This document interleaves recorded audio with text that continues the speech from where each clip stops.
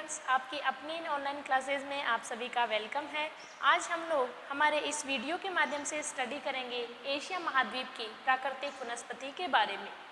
सबसे पहले हम देखते हैं कि प्राकृतिक वनस्पति क्या होती है। तो प्राकृतिक वनस्पति जो है वो एक वनस्पति का ऐसा समुदाय जो कि पर्टिकुलर किसी क्षेत्र की जलवायु दशाओं के आधार पर अपने आप को विकसित करती है। यानी इस प्राकृतिक समुदाय में किसी मनुष्य का या बाहरी कोई हस्तक्षेप नहीं होता है। ये अपने आप को उसके चारों ओर पाई जाने वाली जो जलवायु दशाएं हैं उनके आधार पे अपने आप को क्या करती है, विकसित करती है। उन्हीं जलवायु दशाओं के आधार पर जो है वो अपनी अपनी विशेषताएं जो है वो निर्धारित हो जाती हैं। उसे कहा जाता है प्राकृतिक वनस्पति। एशिया महाद्वीप जो कि क्षेत्रफल की दृष्टि से भी विश्व में प्रथम स्थान रखता है, जिस प्रकार उसमें अलग अलग प्रकार के भौतिक विभाग हैं, उसी आधार पे उसमें जलवायु दशाएं भी अलग अलग तरह की पाई जाती हैं। यानी अलग अलग जलवायु दशाओं के आधार पे प्राकृतिक वनस्पति भी संपूर्ण एशिया महाद्वीप में अलग अलग रूपों में विकसित हुई है। जैसा हम देखते हैं कि एशिया महाद्वीप की प्राकृतिक वनस्पति को मुख्य रूप से जो अलग अलग भागों में विभाजित किया गया है या अध्ययन की दृष्टि से इसको अलग अलग भागों में जो विभक्त किया गया है, उनमें आता है नंबर 1 वन एवं झाड़ियाँ। यानी संपूर्ण एशिया महाद्वीप में पाए जाने वाले जो वन और झाड़ियों हैं उनका अध्ययन। नेक्स्ट हम देखते हैं कि एशिया महाद्वीप में वन एवं झाड़ियों के साथ साथ घास के मैदान भी पाए जाते हैं। और नेक्स्ट सबसे लास्ट आता है मरुस्थलीय वनस्पति। जैसा कि मैंने आपको अभी बताया कि एशिया महाद्वीप में जहां अलग अलग प्रकार की जलवायु दशाएं पाई जाती हैं और उन दशाओं में एक जलवायु प्रकार मरुस्थलीय जलवायु दशाएं भी पाया जाता है, तो उन मरुस्थलीय क्षेत्रों में पाई जाने वाली जो मरुस्थलीय वनस्पति या मरुस्थलीय जो झाड़ियां हैं वो क्या आता है, प्राकृतिक वनस्पति का भाग नंबर 3 आता है। अब हम देखते हैं कि वन एवं झाड़ियाँ कि एशिया महाद्वीप की जो प्राकृतिक वनस्पति है उसको अलग अलग भागों में विभक्त किया हमने, जिसमें नंबर 1 आता है वन एवं झाड़ियाँ। तो एशिया महाद्वीप की अलग अलग जलवायु दशाओं के आधार पे यहाँ अलग अलग प्रकार की मृदा भी पाई जाती है और अलग अलग प्रकार की मृदा एवं अलग अलग प्रकार के जो इसके भौतिक विभाग हैं उनके आधार पे इनमें जो पाए जाने वाले वन हैं उनको भी हमने अलग अलग भागों में विभक्त किया है। जैसे नंबर 1 आता है भूमध्य रेखीय सदाबहार वन। देखिए, ज्योग्राफी के पढ़ने का एक जो आधार होता है वो होता है फैक्ट्स। यानी सबसे पहले हम लोगों को अगर उसके फैक्ट्स क्लियर हैं, उनके तथ्य हम लोगों को क्लियर हैं, तो अपने को क्या है, कोई भी चीज़ समझने में कठिनाई भी नहीं आएगी। जैसा कि इसमें देखिए भूमध्य रेखीय, इसके नाम से ही स्पष्ट होता है भूमध्य रेखीय सदाबहार वन। यानी भूमध्य रेखा के आसपास के वे क्षेत्र जहां सबसे पहले हम देखें कि इस प्रकार की जलवायु पाई जाएगी, तो भूमध्य रेखीय ही जलवायु पाई जाएगी। भूमध्य रेखा के आसपास आप लोगों को पता है कि वर्ष भर वर्षा होती है, वर्ष भर तापमान भी उच्च रहता है, तो उसके आधार पे सदाबहार यानी वहाँ के जो वन है वो क्या है, किस प्रकृति के होंगे, सदाबहार प्रकृति के होंगे। तो इस आधार पे क्या है कि जो शब्द होता है उसी का जो बेस होता है, जो फैक्ट्स होते हैं उनको क्लियर करते जाइएगा, आपको टॉपिक्स भी अच्छे से समझ में आ जाएंगे। तो नंबर 1 है भूमध्य रेखीय सदाबहार वन। यानी भूमध्य रेखा के आसपास, भूमध्य रेखा के आसपास जैसा कि जब हमने सबसे पहले एशिया महाद्वीप का परिचय पढ़ा था तो उसमें देखा गया कि इसका विस्तार 10 डिग्री दक्षिणी अक्षांश से शुरू होता है और 80 डिग्री उत्तरी अक्षांश के बीच फैला है। तो भूमध्य रेखा के आसपास के जो क्षेत्र हैं एशिया महाद्वीप के, उन क्षेत्रों में किस प्रकार की वनस्पति, भूमध्य रेखीय सदाबहार वनस्पति। ये जो ग्रीन कलर के सिंबल मैंने बनाए हुए हैं, जिसमें इंडोनेशिया का भाग, सुमात्रा, जावा, बोर्नियो, पापुआ न्यू गिनी, ऊपर एशिया महाद्वीप के जो दक्षिणी पार्ट है यानी भूमध्य रेखा से थोड़ा उत्तर की ओर भी जाते हैं तो भी थाईलैंड, मलेशिया, यहाँ हम देखते हैं तो श्रीलंका एवं भारत के दक्षिणी भाग में भी किस प्रकार की वनस्पति, भूमध्य रेखीय सदाबहार वनस्पति पाई जाती है। इन वनस्पतियों की अगर हम देखते हैं विशेषता तो ये होती है कि यहाँ इस क्षेत्र में मैंने आपको बताया कि वर्ष भर क्या होती है, वर्षा ज़्यादा होती है, वर्ष भर तापमान भी उच्च रहता है, तो उसके आधार पे यहाँ सदाबहार वनस्पति यानी अत्यधिक सघन वनस्पति जो कि पूरे वर्ष भर हरी भरी रहती है पाई जाती है। यानी एक गुच्छे के रूप में यहाँ वनस्पति पाई जाती है। घोर अंधेरा इन क्षेत्रों में छाया रहता है। यहाँ तक कि जो धरातल के ऊपर निकलने वाले छोटे छोटे जो घास फूस टाइप की वनस्पतियाँ हैं उन तक क्या होता है कि प्रकाश की मात्रा भी नहीं पहुंच पाती है। यानी इस प्रकार से क्या होता है, सघन वनस्पति भूमध्य रेखीय क्षेत्रों में पाई जाती है। ये हो गई इनकी विशेषताएं। अगर पाए जाने वाले इसके वनों के बारे में अपन बात करते हैं तो इसमें जो वन आ जाते हैं वो आ जाते हैं रोजवुड,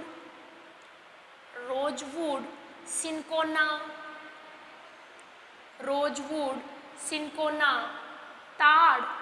इस तरह की जो वनस्पतियां हैं वो किस में पाई जाती हैं, वो पाई जाती है भूमध्य रेखीय सदाबहार वनस्पतियों में। इसके अलावा रबड़ भी हो जाता है, नारियल हो जाता है। ये किस प्रकार की वनस्पति है, भूमध्य रेखीय सदाबहार वनस्पति।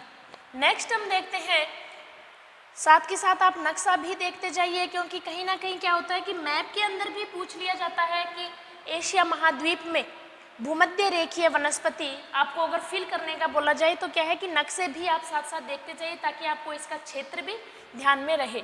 नेक्स्ट आती है उष्णकटिबंधीय मानसूनी वन। जैसा कि मैंने आपको बताया कि इनके नाम से ही स्पष्ट होता है उष्णकटिबंधीय, यानी कौन से कटिबंध में, उष्णकटिबंध में। लेकिन किस प्रकार की वनस्पति, मानसूनी वनस्पति। और इसका विस्तार जो है वो हम देखते हैं नक्शे के अंदर भी। देखिए भारत, पाकिस्तान, ये हो गया Bharat, Pakistan, Vietnam, Laos, Cambodia, इनमें क्या है, उष्णकटिबंधीय मानसूनी वनस्पति पाई जाती है। यानी इन क्षेत्रों की जलवायु भी हम देखते हैं तो किस प्रकार की जलवायु है, मानसूनी जलवायु है। मानसूनी जलवायु पर्टिकुलर एक प्रकार की ऐसी जलवायु है जो कि वर्षा का जो प्रकृति होती है, वर्षा की जो विशेषताएं होती है वो किस प्रकार की, मानसूनी प्रकार की। यानी वर्ष में मौसम के अनुसार बदलने वाली जो हवाएं हैं और उन हवाओं के साथ होने वाली वर्षा, किस प्रकार की वर्षा, मानसूनी वर्षा। और यह विशेषकर कहाँ पाई जाती है, एशिया महाद्वीप के ही इन क्षेत्रों में पाई जाती है। पाकिस्तान, भारत, ये वियतनाम, लाओस, कंबोडिया, इन क्षेत्रों में मानसूनी प्रकार की जो जलवायु पाई जाती है। और कटिबंध हम देखते हैं तो कौन सा कटिबंध, उष्ण कटिबंध।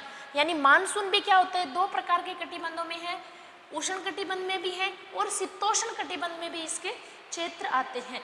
अब हम यहाँ देखते हैं कि ये जो है ये अत्यधिक क्या है, आर्थिक महत्व वाले वन है। जैसा कि इससे पहले हमने देखा था भूमध्य रेखीय वन, तो भूमध्य रेखीय वनों में क्या था कि इतना उनका आर्थिक महत्व नहीं था क्योंकि एकदम सघन रूप में वो पाए जाते हैं। लेकिन ये जो उष्णकटिबंधीय मानसून वनस्पति है वो क्या है, आर्थिक दृष्टि से महत्वपूर्ण वनस्पति है। इसमें भी मानसून की प्रकृति जो होती है उसके आधार पर वर्षा की मात्रा भी कम ज़्यादा होती रहती है।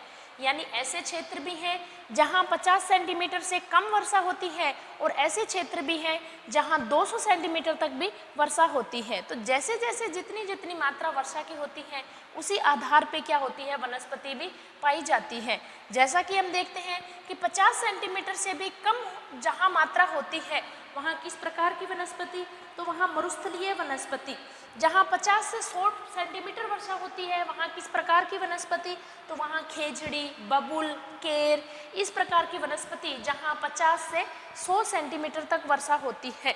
इसके अलावा हम देखते हैं कि जहाँ 100 से लेकर के 200 सेंटीमीटर तक वर्षा होती है वहाँ साल, सागौन, शीशम, आम, इस प्रकार की वनस्पति कहाँ 100 से लेकर के 200 सेंटीमीटर तक। और 200 सेंटीमीटर से ऊपर भी हम लोग देखते हैं तो वहाँ आ जाती है रबड़, महोगनी, सिनकोना, यानी कुछ कुछ विशेषताएं किस वाली, भूमध्य रेखीय वनों वाली पाई जाती है। नेक्स्ट हम देखते हैं शीतोष्ण मानसूनी वन। यानी मानसूनी वन होगी, जलवायु वहाँ किस प्रकार की, मानसूनी प्रकार की, तो वहाँ वन भी किस प्रकार के, मानसूनी प्रकार के वन पाए जाएंगे। लेकिन कटिबंध कौन सा हो जाएगा, तो वो हो जाएगा शीतोष्ण कटिबंध। जहाँ हम लोगों ने देखा उष्ण कटिबंध की भूमध्य रेखा से जब हम उत्तर की ओर जाते हैं तो 23 डिग्री के आसपास का जो क्षेत्र है, या हम ज़्यादा ले सकते हैं कि 30 डिग्री के आसपास का जो क्षेत्र है वो किस में आ जाएगा, उष्ण कटिबंध में। लेकिन जब हम ऊपर जाते हैं 30 डिग्री से तो कौन सा कटिबंध, शीतोष्ण कटिबंध। और इस शीतोष्ण कटिबंध में आने वाले जो क्षेत्र हैं वो आ जाते हैं चीन, कोरिया, जापान। इन क्षेत्रों में जो वनस्पति पाई जाती है, कौन सी वनस्पति, शीतोष्ण मानसूनी वनस्पति, शीतोष्ण मानसूनी वनस्पति। यानी इंडो चीन वाला क्षेत्र मान लीजिए, इसके अलावा जापान वाला क्षेत्र मान लीजिए, उन क्षेत्रों में जो पाई जाने वाली वनस्पति है, कौन सी वनस्पति? शीतोष्ण वनस्पति। और इसमें जो पाए जाने वाले वन हैं वो कौन कौन से? मैपिल है, बर्च है, तुंग है, बैंत है, सहतूत है। ये किस प्रकार की वनस्पति है? ये है शीतोष्ण मानसूनी वनस्पति। और इन वनों की एक विशेषता कि जैसे जैसे हम उष्ण कटिबंध से शीतोष्ण एवं शीत कटिबंधों की ओर जाते हैं तो उन पत्तों की उन वृक्षों की जो पत्तियां हैं वो क्या है? शेप में धीरे धीरे नुकीली प्रकार की पत्तियां हम लोगों को क्या है? इन प्रकार की वनस्पतियों में धीरे धीरे मिलने लग जाती है। यानी एकदम उत्तर की ओर हम जाते हैं या एकदम दक्षिण की ओर जाते हैं तो एकदम नुकीली वनस्पतियां पाई जाती है, जबकि यहाँ से थोड़ा थोड़ा उनमें क्या होता है? शेप में चेंज हम लोग देखने लग जाते हैं। यानी शीतोष्ण मानसूनी वन जो है वो चौड़ी और नुकीली पत्तियों वाले वृक्ष होते हैं। और इसके अलावा ये जो होते हैं ये क्या होते हैं? पर्णपाती वन होते हैं। यानी वर्ष में एक बार शीत ऋतु आने से पहले ये क्या करते हैं? अपनी पत्तियां एक बार गिरा देते हैं। तो ये कौन से वन हो गए? शीतोष्ण मानसूनी वन। जबकि ये जो थे ये कौन से वन? ये थे उष्ण कटिबंधीय मानसूनी वन। उष्ण कटिबंधीय मानसूनी वन ये हो गए शीतोष्ण मानसूनी वन। नेक्स्ट नंबर 3 जो आता है वो आता है भूमध्य सागरीय झाड़ी वन। यानी भूमध्य सागर के आसपास एक मैंने आपके सामने यह नाम लिखा है तुंग। तुंग जो वनस्पति है वो विशेष रूप से औषधि रूप में क्या होती है? मुख्य रूप से काम में ली जाती है। यानी यह एक औषधीय वनस्पति है, औषधि के लिए इसका मुख्य रूप से काम में लिया जाता है इसको। नेक्स्ट आती है भूमध्य सागरीय वनस्पति। भूमध्य सागर के आसपास का जो क्षेत्र है, भूमध्य सागर के आसपास का जो क्षेत्र है, जब हम लोगों ने इसके परिचय के बारे में पढ़ा, जब आपका पॉलिटिकल मैप पढ़ा था तो आपको वो देश तो याद ही होंगे, जैसे टर्की है, साइप्रस है, लेबनान है, इजराइल है। ये कौन से क्षेत्र? भूमध्य रेखा के भूमध्य सागर के आसपास के देश। तो इन देशों में जो है किस प्रकार की वनस्पति? भूमध्य सागरीय, यानी भूमध्य सागर के आसपास जो क्षेत्र पाए जाते हैं उनमें भूमध्य सागरीय वनस्पति। इस क्षेत्र की एक मुख्य विशेषता, यहाँ जो जलवायु पाई जाती है वो भी भूमध्य सागरीय जलवायु पाई जाती है। और इसमें वर्षा कब होती है? वर्षा होती है शीतकाल में। यानी शीतकाल में यहाँ वर्षा होती है, CS जलवायु यहाँ पाई जाती है। ग्रीष्म काल में यह क्षेत्र क्या होता है? शुष्क रहता है। इसके अलावा यह क्षेत्र भूमध्य सागरीय क्षेत्र जो है, यहाँ आप देखते हैं कि भूमध्य सागरीय वनस्पति जहाँ पाई जाएगी वहाँ मुख्य रूप से खट्टे फलों का, खट्टे फल या जो फल होते हैं जैसे नींबू है, संतरा है, यानी सिट्रस एसिड जिसमें होता है उस प्रकार की वनस्पति, मुख्य रूप से अंगूर है, उनकी खेती कहाँ की जाती है? भूमध्य सागरीय क्षेत्रों में की जाती है। इसीलिए विश्व का जो शराब उद्योग है वो भी भूमध्य सागरीय वनस्पति में मुख्य रूप से पनपा हुआ है, क्योंकि यहाँ मीठे रसीले जो फल होते हैं या मुख्य रूप से सिट्रस एसिड जिसमें होता है उस प्रकार की वनस्पति या उस प्रकार की कृषि यहाँ की जाती है, जैसे नींबू, मौसमी, संतरा। तो ये जो खट्टे फल होते हैं उनकी खेती कहाँ की जाती है? भूमध्य सागरीय क्षेत्रों में की जाती है। आर्थिक दृष्टि से भी ये क्या है? महत्वपूर्ण वनस्पति होती है। तो ये हो जाते हैं वन एवं झाड़ियाँ कि एशिया महाद्वीप में पाई जाने वाली जो वन एवं झाड़ियाँ हैं। जैसे ये हो गया भूमध्य सागरीय वनस्पति, भूमध्य सागरीय वनस्पति।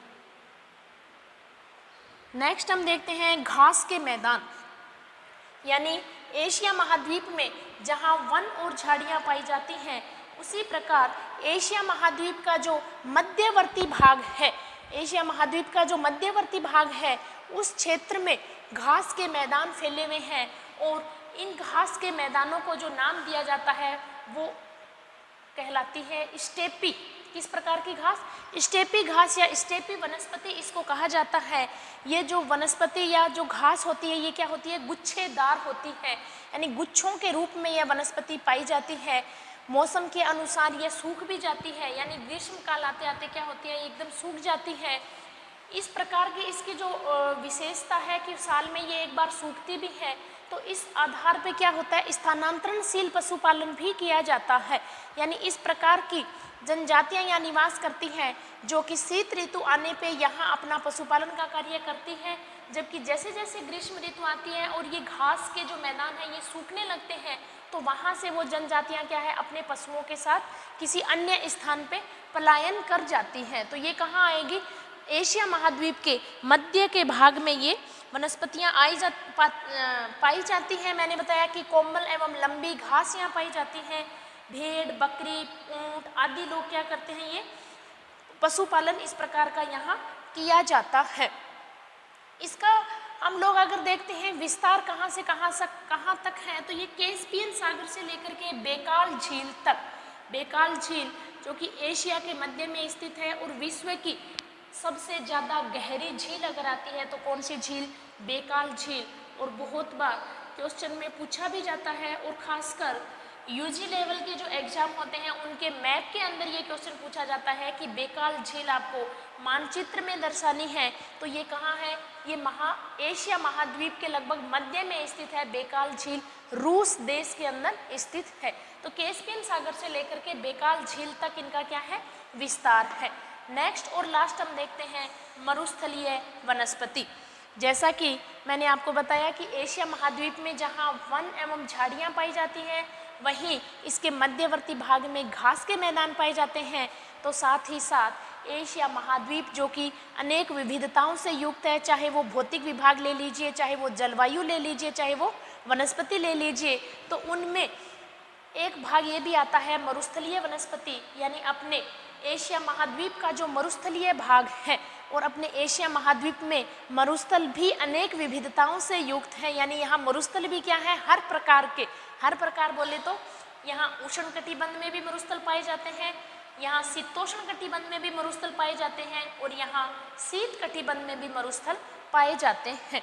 उष्ण कटिबंध यानी उष्ण कटिबंध के क्षेत्र में पाए जाने वाला जो मध्य एशिया वाला भाग है, मध्य एशिया वाला भाग जिसको हम लोगों ने नाम लिया था कि ऐसे क्षेत्र जहाँ स्थान वाले देश, कौन से देश? स्थान वाले देश, वहाँ किस प्रकार के मरुस्थल हैं? उष्ण कटिबंधीय मरुस्थल, यानी कजाकिस्तान, तजाकिस्तान, किर्गिस्तान, इसके अलावा ईरान, इराक, सऊदी अरब, यहाँ कौन सा क्षेत्र आ जाएगा? उष्ण कटिबंधीय मरुस्थल। और यहाँ जो पाई जाने वाली शुष्क एवं कंटीली झाड़ियाँ, वो कौन सी वनस्पति? उष्ण कटिबंधीय वनस्पति। खासकर ध्यान रखिएगा, मध्य एशिया वाला जो क्षेत्र है, जहाँ वर्षा की मात्रा जो है वो 50 सेंटीमीटर से भी कम वर्षा है, 50 सेंटीमीटर से कम वर्षा, बबुल है, खेजड़ी है, इस प्रकार की कंटीली मरुस्थलीय वनस्पति यहाँ पाई जाती है। नेक्स्ट हम देखते हैं शीतोष्ण मरुस्थल, यानी शीतोष्ण मरुस्थल जो है वो तिब्बत, मंगोलिया, यहाँ का जो क्षेत्र है, यानी जो पूर्ण रूप से ना तो शीत मरुस्थल में आता है और ना ही उष्ण मरुस्थल में आता है, तो वो कौन सा मरुस्थल? शीतोष्ण मरुस्थल। तुर्कमेनिस्तान है, तिब्बत है, मंगोलिया है, ये कौन सा क्षेत्र? शीतोष्ण मरुस्थल। और यहाँ सबसे बड़ा जो शीतोष्ण मरुस्थल है, ये भी आपके लिए इम्पोर्टेंट क्वेश्चन है, चाहे वो आप मैथ की दृष्टि से देख लीजिए, चाहे आप ऑब्जेक्टिव टाइप क्वेश्चन की दृष्टि से देख लीजिए। यानी शीतोष्ण मरुस्थल में सबसे बड़ा जो मरुस्थल है वो है गोबी का मरुस्थल। कौन सा मरुस्थल? गोबी का मरुस्थल। और इस शीतोष्ण कटिबंधीय जो मरुस्थल है, इनमें जो पाई जाने वाली वनस्पति हैं, उन वनस्पति में हम देखते हैं तो शुष्क और कंटीली झाड़ियाँ पाई जाती है। यानी शुष्क और कंटीली झाड़ियाँ, जिसमें सबसे बड़ा मरुस्थल जो है शीतोष्ण मरुस्थल में वो है गोबी का मरुस्थल। और सबसे लास्ट जो आ जाता है वो आ जाता है कौन सा मरुस्थल? शीत मरुस्थल। यानी एशिया महाद्वीप का साइबेरियाई रूस वाला भाग, जहाँ वर्ष भर तूफानी एवं बर्फीली जो आंधियाँ चलती रहती हैं, जहाँ बड़ी बड़ी वनस्पतियों का तो क्या है? अभाव पाया जाता है, लेकिन छोटी छोटी झाड़ियाँ एवं छोटी छोटी घास के रूप में यहाँ वनस्पति पाई जाती है। क्यों? क्योंकि यहाँ उनको पूर्ण रूप से ना तो वर्षा की मात्रा प्राप्त होती है और ना ही तापमान उपयुक्त मात्रा में प्राप्त होता है, जिस कारण यहाँ क्या है? छोटी छोटी झाड़ियों के रूप में वनस्पतियाँ, या हम कह सकते हैं काई, लीचेन, सेवाल, इस तरह की वनस्पतियाँ कहाँ पाई जाती हैं? शीत मरुस्थल में। कौन सा भाग? साइबेरियाई रूस का भाग। इस प्रकार हम लोगों ने आज जो अध्ययन किया वो किसके बारे में? एशिया महाद्वीप की प्राकृतिक वनस्पति के बारे में, जिसका अध्ययन करते समय हमने इसको वन एवं झाड़ियाँ घास के मैदान और मरुस्थलीय वनस्पति 3 भागों में विभाजित किया। उम्मीद करती हूँ कि आप लोगों को यह अच्छे से समझ में आया होगा और साथ ही साथ आप लोगों ने शॉर्ट नोट्स भी बनाए होंगे ताकि आपको वीडियो देखने के बाद फिर से एक बार इसको अच्छे से रिवाइज कर सको। आज के इस क्लास को मैं यहीं समाप्त करना चाहूँगी। धन्यवाद।